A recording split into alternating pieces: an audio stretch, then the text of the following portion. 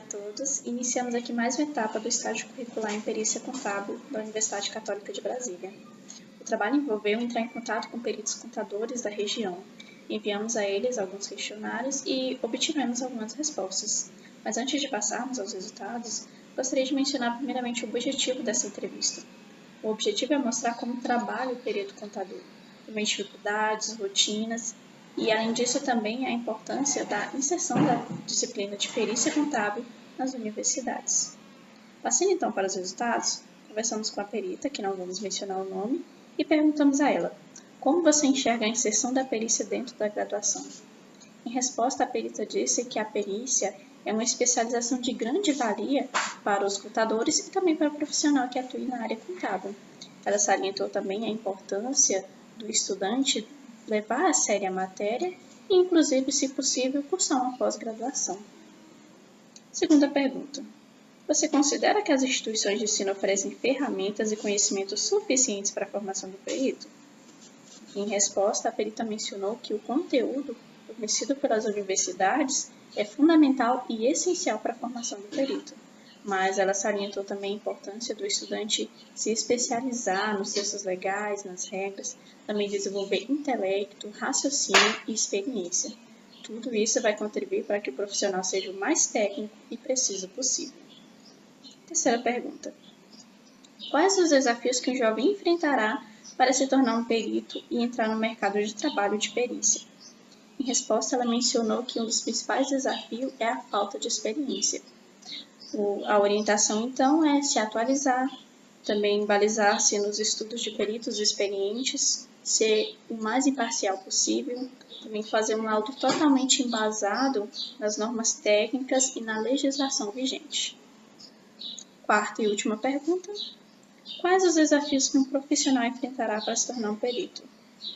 Ela mencionou, então, alguns desafios. Entre eles, podemos dizer a baixa remuneração, a dificuldade em se obter os documentos, também a concorrência desleal e, por mais incrível que pareça, profissionais não contadores realizando perícias judiciais. Apesar de tudo isso, como ela mesma conclui, o ramo de perícia contábil é carente de profissionais, então é um ramo muito bom para aqueles que querem ingressar.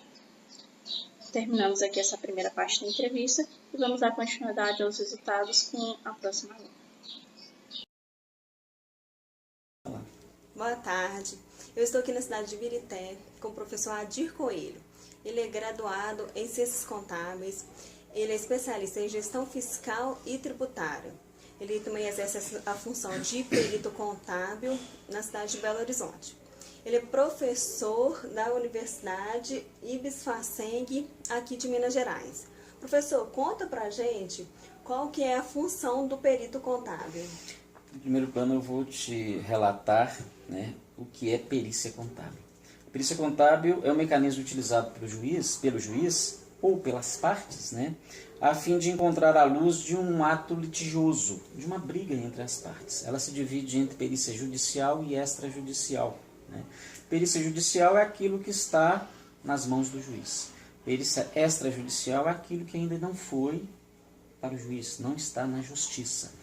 O mais comum é nós trabalharmos aí na perícia em reclamatórias trabalhistas, onde, exemplifico, um reclamante entra na justiça pleiteando uma insalubridade ou periculosidade. O juiz não sabe se ele tem realmente periculosidade, se ele trabalhava num local insalubre ou perigoso.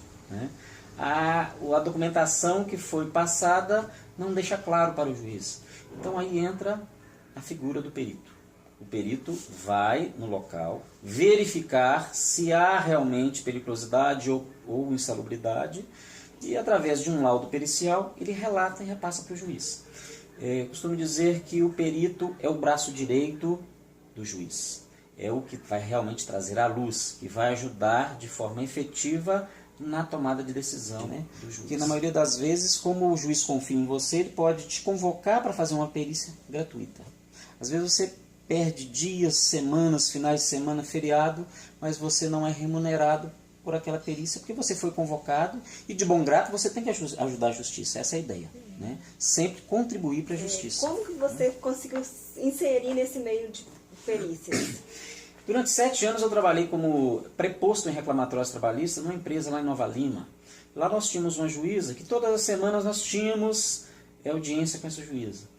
E aos poucos ela foi observando o meu desempenho nas reclamatórias trabalhistas e o meu conhecimento. Porque o perito é aquele profissional que faz a diferença. O perito tem que enxergar algo que os outros profissionais não enxergam.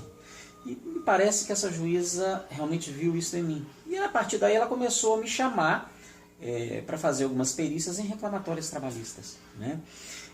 A perícia, não, propriamente dito, não é só em reclamatórios trabalhistas. A perícia contabilidade pode ser feita dentro de uma empresa, onde suponhamos que um sócio não concorda com o administrador que, mediante as demonstrações contábeis, apresenta um determinado lucro.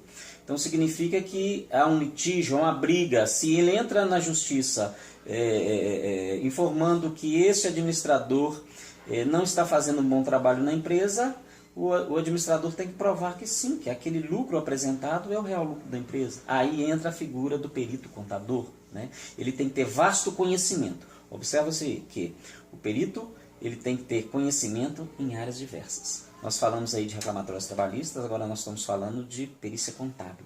Então ele tem que entender de departamento pessoal, de contabilidade, enfim, tudo aquilo que envolve a perícia, ele tem que estar apto a fazer e fazer bem, porque ele faz a diferença. E é ele que vai trazer, como disse anteriormente, a luz para o juiz. Ele é o braço direito do juiz. Ele que vai ajudar o juiz a tomar uma decisão ou confirmar aquela decisão que o juiz anteriormente já tinha relatado nos seus autos. Professor, muito obrigada. Até uma próxima oportunidade. Obrigado pela oportunidade.